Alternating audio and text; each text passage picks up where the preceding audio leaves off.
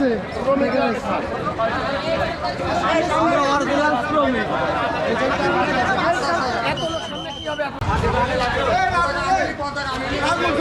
সবাইকে দিন অন্তত সাংবাদিক না ভিতরে না স্লোগান কই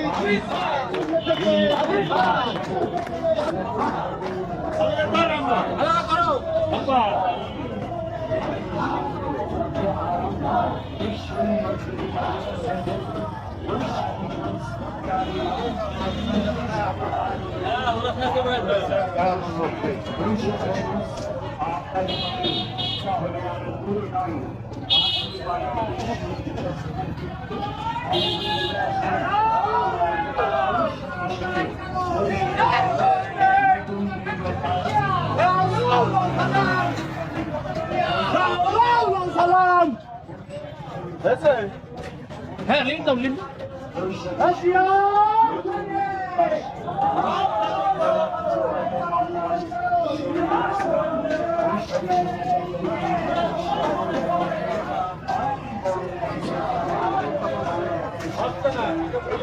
মজদুরে খাও লড়াই করো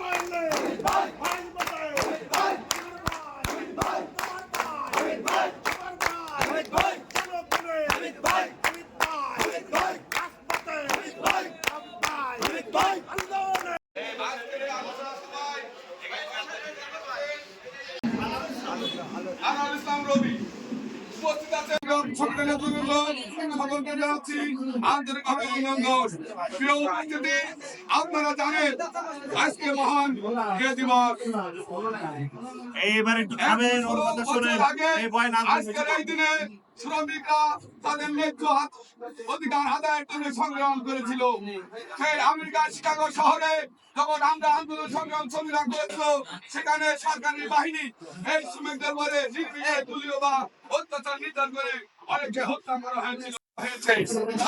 মালিক পক্ষ এবং সরকার পক্ষ শ্রমিকদের মধ্যে নির্যাতন অত্যাচার জুলুম করে, যার কারণে আমরা আজও আমাদের মুক্তি পাইনি। আমরা চাই শ্রমিকরা যে মানুষ আমাদেরকে মূল্যায়ন করুক, আমাদের ন্যায্য অধিকার আমাদেরকে ফিরে দিন। কালীগঞ্জের বিভিন্ন সেক্টরের শ্রমিকদের নিয়ে বড় একটা র্যালি করলাম। কালীগঞ্জের সবচেয়ে বড় র্যালি হচ্ছে হামিদের নেতৃত্বে সংগ্রামী সাথী বন্ধুগণ, আপনারা জানেন সকালে ইতিমধ্যে সকালবেলা র্যালি হচ্ছে, সেই র্যালির থেকে 4 গুণ লোক আমাদের র্যালিতে উপস্থিত হয়েছে। আমি একটা সুযোগ্য কালীগঞ্জের সুযোগ কর্তা নেতা, কালীগঞ্জের নেতৃত্বে তার কোনো ঘাটতি নাই, তার ভিতরে কোনো সন্ত্রাস নাই, তার ভিতরে কোনো জনতা নাই, তার ভিতরে কোনো দখলদারিত্ব নাই, যার কারণে আজকে কালীগঞ্জের শ্রমিকরা সর্বস্থানের নেতৃবৃন্দ আজকে তার আদর্শ থেকে একে একে সব তার পতাকা ধরে তার হাত শক্তিশালী করার সংগ্রামী সাথী বন্ধুগণ, আজকে এই আমিদের নেতৃত্বে আমিদের আগামী দিনে আমিদের হাত শক্তিশালী করার জন্য আমি কালীগঞ্জ শহরের সমস্ত ইউনিয়নের নেতৃবৃন্দের আহ্বান জানাবো, আপনারা আসুন আমাদের হাত শক্তি করার জন্য, আমাদের হাত শক্তিশালী করার জন্য আগামী দিনে একটা কিছু পাওয়া যাবে এই আশায়। কালক্রমে হয়তো একদিন এই শ্রমিকদের ন্যায্য আদায় অবশ্যই হবে।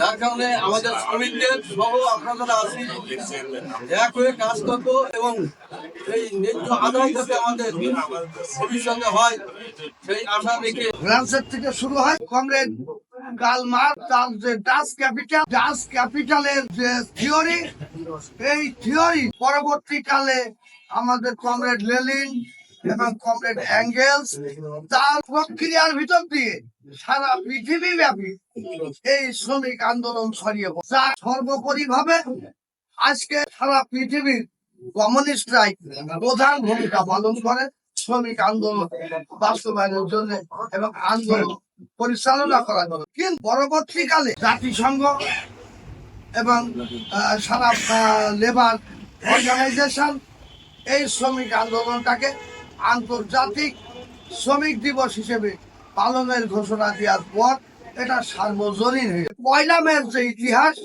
এই ইতিহাসে আমেরিকার হে মার্কেটে শ্রমিকরা যখন আন্দোলন করে, এই আন্দোলনের দমানোর জন্য তৎকালীন মালিক পক্ষ, তৎকালীন স্বৈরাচারী সরকার পুলিশ বাহিনী লেলিয়ে দিয়ে শ্রমিকদের কিন্তু নির্মমভাবে হত্যা করে এবং এই তারপর থেকে এই দিনটাকে আন্তর্জাতিক শ্রমিক দিবস হিসেবে এই দিনটাকে কিন্তু বেছে নেওয়া মাধ্যমে। তো আমি এটা বলতে চাই যে আমেরিকার শিকাগোতে যখন এই শ্রমিকদের যে আন্দোলন হয় সেখানে তাদেরকে দমন করার জন্য যে অনেক শ্রমিক শহীদ হয়, সেই তখন থেকে শুরু করে আজ পর্যন্ত এই দিবসটা পালন হয়ে আসছে।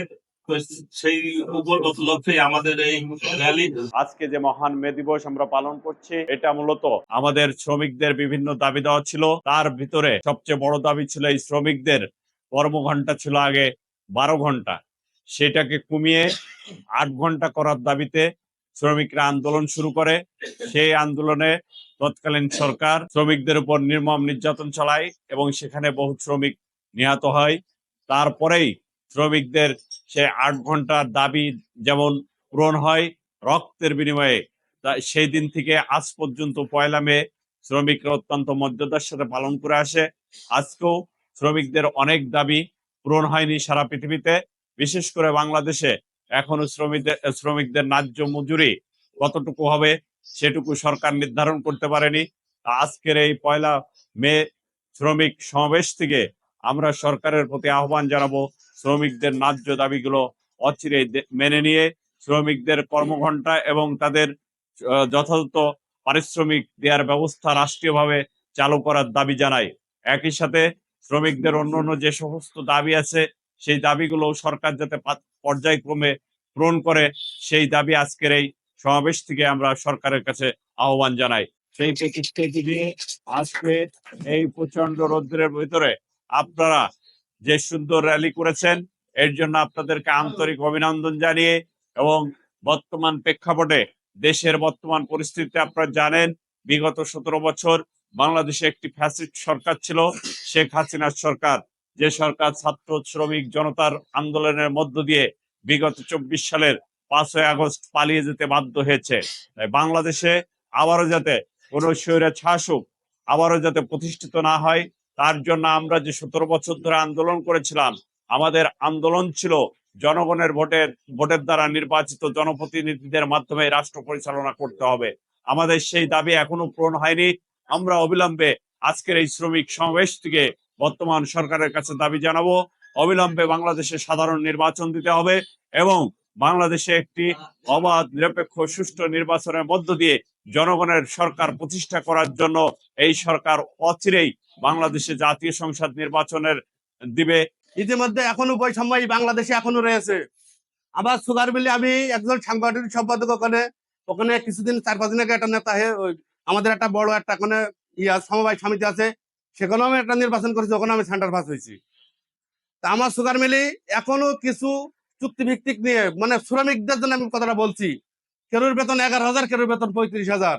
আমার এমডি স্যার বিভিন্ন বড় বড় মহল তারা চায় না যে কেরোর অ্যাপার্টমেন্ট কার্ড দেবে, অল্প টাকায় জোন নিয়ে চালিয়ে চলে যাচ্ছে, সমস্ত লোকের সংসার বিভ্রান্তি পড়ছে। কোন কায়দা তাদের সঠিক ন্যায্য যে ন্যায্য মজুরি তাদের দেয় না, চুক্তি ভিত্তিক নামে এই চালাই। আমি এই বৈষম্য এইটা খুব খারাপ অবস্থা, এই বাংলাদেশ থেকে এইটা ঠিক করতে হবে, সঠিক চাকরি করবে, অ্যাপার্টমেন্ট কার্ড চাই। আমির মিয়ার হাতকে শক্তিশালী করার জন্য সবাইকে কহে একটু কাজ করবেন, কমবে সবাই মুভমেন্ট না হলে এই কালীগঞ্জে এই 17 বছর আমি দেখেছি একটানা হামিদ মিয়া এখনো কোনো সময় পথ ছাড়েনি। আপনারা কেন ছেড়ে যাবেন? আমরা শেষ বিন্দু এই কালীগঞ্জের রাজ প্রাসাদে হামিদ মিয়ার উঠিয়ে দিয়ে থেকে যাবো, আর কেমরে মুভমেন্ট আস্তে আস্তে বাড়িয়ে ফেলাই। আমাদের সাথে হামিদ মিয়া আছে, আমাদের ভয় কিসের? এই মনে করে আপনারা সবাই সহযোগিতা, এবং যতদিন নির্বাচন না হবে সেতদিন সবাই রাগ এবং ধৈর্য ধরবেন। যতদিন নির্বাচন না হয় এমন কোনো কাজে কেউ জড়িয়েন না যে আমার নেতা সেখানে ফেসে যাবে, তাহলে আপনিও আমি সবাই ফেসে যাবো। আপাতত সবাই কন্ট্রোল। যাক, আমার জন্য দোয়া করবেন। আর আমার মিললে আমি কথাটা বললাম, আমার এক শ্রেণীর শ্রমিক আছে, খুব কষ্ট, 11,000 টাকায় বেতন চলে না, কোনো কায়দা অ্যাপার্টমেন্ট কার্ড না দিয়ে মানুষের খুব বিভ্রান্তির ভিতরে জীবন যাপন চলছে। তারা একদম অল্প সীমিত বেতন দিয়ে তাদের ফিসারে একদম যে কথা বললি তার সাসপেন্ড, তার চাকরি থাকবে না, এই ভয় দেখায় তাকে করাচ্ছে। তাই যাই হোক, আমি আমার নেতার কাছে দাবি জানাবো যাতে আমার মিলির শ্রমিকদের সঠিক পাওনা যাতে পাই। আমরা 1 টাকা বেশি চাই না, আমি যেটি কর্ম করবো ঠিক সেইটুকুই চাই। এবং আজ 2 মাস বেতন হয় না শ্রমিকদের, কোনো লোকের বেতন নেই ঠিক রকম, কোনো লোকের গ্রাহ্য করছে না, কোনো লোকের কারো দাম দিচ্ছে না, কারো পাত্তা দিচ্ছে না। এইটা অবশ্যই আমার নেতার দেখার দরকার আছে, কারণ এই কালীগঞ্জের নেতাই সব ওই মিলি চাকরি করে। তো যাই হোক, এই বলে আমার সংক্ষিপ্ত কথা শেষ করছি। আপনারা সবাই আমার নেতার পাশে থাকবেন এবং আতিয়া চেয়ারম্যানের জন্য দোয়া করবেন। সে ব্যক্তি বিদ্যা হয়ে গেছে সারা বাংলাদেশ, আমি তার সাথে দৌড়েছি রাজনীতিতে, সেখানে পুরো গ্রাম সেখানে আমার নিয়ে কান্দি কান্দি চলে গিয়েছে। তা সে ব্যক্তি একজন নিজ একজন বিএনপির একজন কর্মী। মিটিং এখানে সমাপ্ত করছি।